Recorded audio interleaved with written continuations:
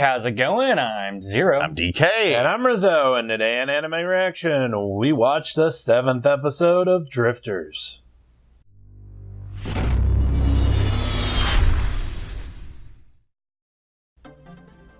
If you want to check out our reaction to the 7th episode of Drifters, hit that link in the description below. And be sure to give us feedback in the comments section because we love hearing from you. And as always, if you like what you see, subscribe to Otaku Saga. Don't forget to like and share our videos. And thanks for watching.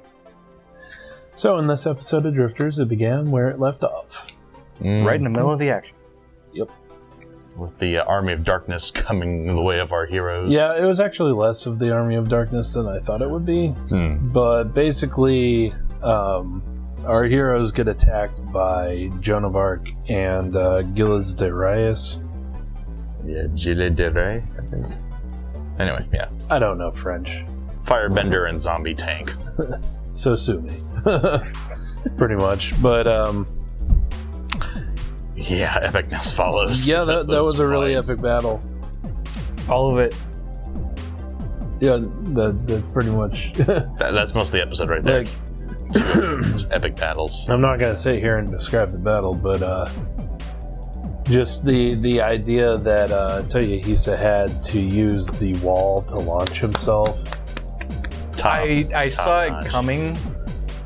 Right? Yeah. Like I could see the cogs working in his head when he's like, "Hey, you should let me use those." 2 more walls, huh? Do exactly what I say and then leave. Huh. This is gonna be interesting. But yeah, and then when he tackles Joan down the well and figures out that she is indeed a woman, awkward, and then refuses to take her head because there's no worth in that in his eyes. True to history. True to history. Say. That is very true to history. But at the same time, that woman came extremely close to killing you. Yeah. No, especially after he told her that there would be no great worth in taking her head.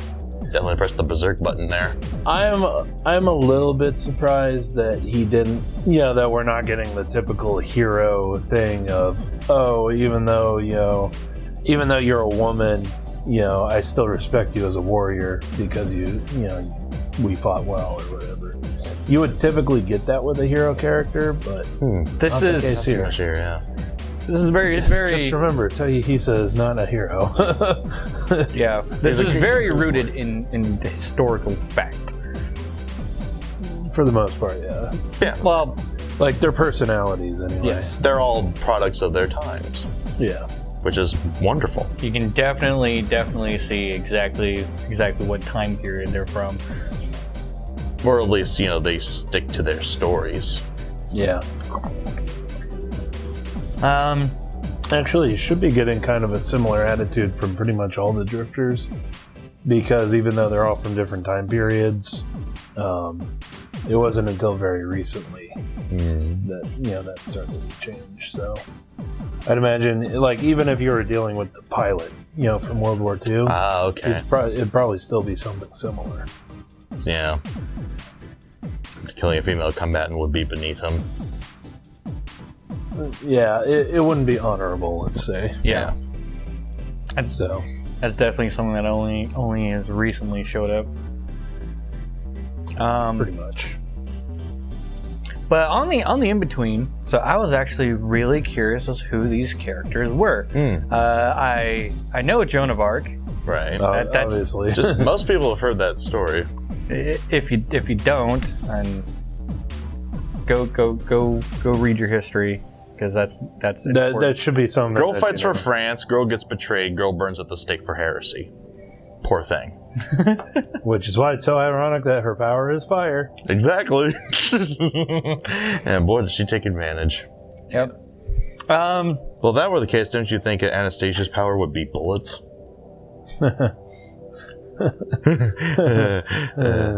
Anyway, so I did some research on Gilles de Reyes because I haven't heard that name. And apparently he was a commander-in-arms with Joan of Arc when she got betrayed. Oh, okay. And so, yeah, he did watch her burn at the stake, and he isn't known for being the commander-at-arms. What he's known for is being a child murderer, a mass child murderer at that. What was the number again? 140. Son of a bitch was going for a high score. Well, everyone's got to have a hobby. But yeah, I mean, and he actually went through a few retrials, interestingly enough, because there was speculation that it was all a ploy from the Catholic Church, or one of the churches, to actually frame him. Well, I think back then there was pretty much only one Christian church, and that was the Catholic Church that kind of reigned over. I think it came before the Reformation. But anyway. But they actually there's actually like speculation that he was framed and retried and stuff like that, and found to be a witch himself. You can easily manipulate, as the author did here, to say, like it did here, that he was purposely trying to go to hell. But that's definitely to meet Joan of Arc again. That's probably definitely some artistic License. Yeah, an artistic liberty taken. Yeah. It's a great dramatic effect. I kind of liked it, but Now for the other thing that I decided to look up. Abe no Harukira. Yeah, he's introduced in this series as Abino Haruakira, but according to all the research that we've done, it's actually Abe no Seimei. And no joke, if you enter the name Abe no Haruakira into Google, it'll redirect you right to Abe no Seimei. Also, saying Abe no and then hitting the space will actually autofill it to Abe no Haruakira. At least that's what it did for me. Pick one, Google. Anyway, yeah.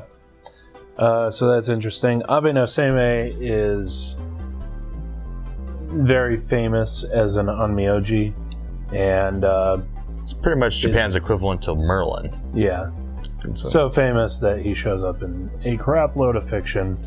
Especially a crap load of anime. Some we love, like Magical Shopping Arcade Abenobashi, and some we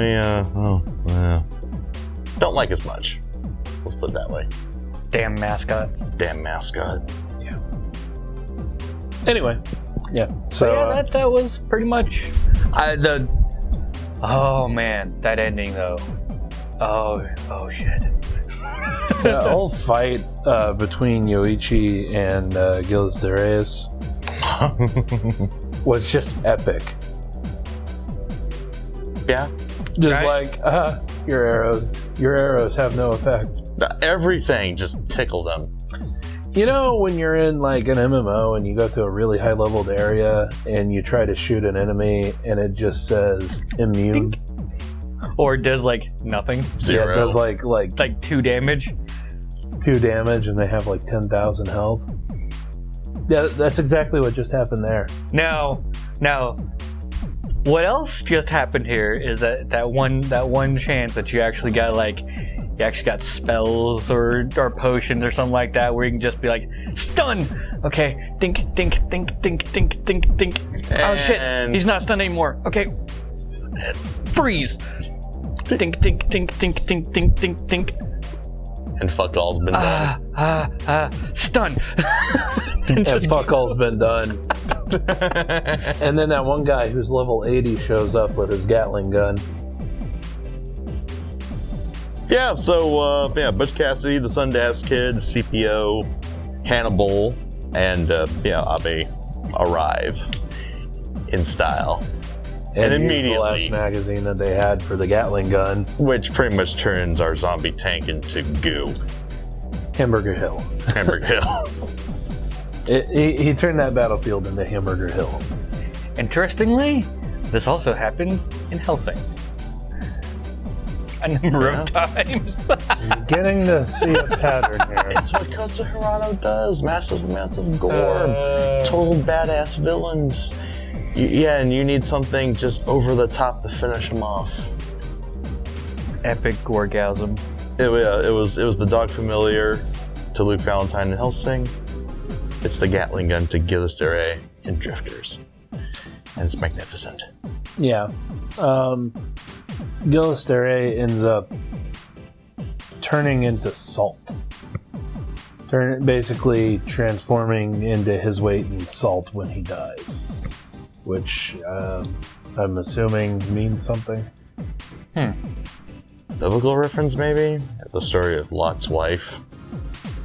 Especially since Abe no Harukira mentioned, I actually was like, oh, he turned into salt. So he probably knows a little bit more of what's going on.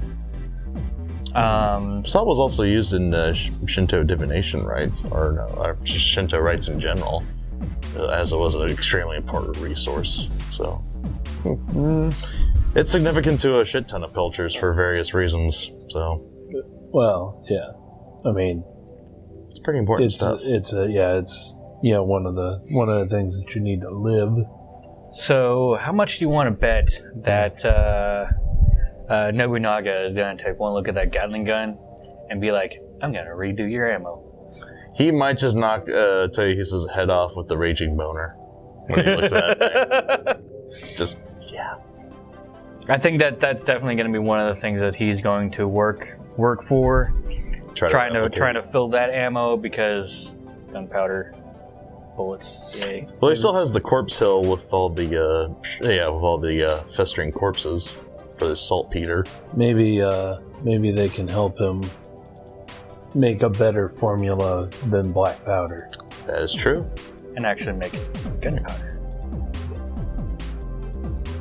Because while black powder is a game changer, actual refined gunpowder is refined gunpowder, machine parts, and rifling. If you remember your civilization. Now here's a question, I guess. Do you think the dwarves in this world are good enough to? Because basically they would still be hand making everything. Do you think they're good enough to basically hand make stuff to a good enough degree that it's a machine part? I would like to think so, because if dwarves are, if magic is a rule in this world, and we've been shown, it's been shown that it exists, I'd imagine that dwarven smiths would carve runes into a lot of their creations. So they have to have some degree of, precision machining, or at least engraving. Yeah. So I think they might be able to cut it. Rot. Anyway, next episode should be a world-building episode. I don't expect a whole lot of action. Yeah, but unlike a lot of world-building episodes, I am very much looking forward to this, because there are going to be some really interesting moments of dialogue.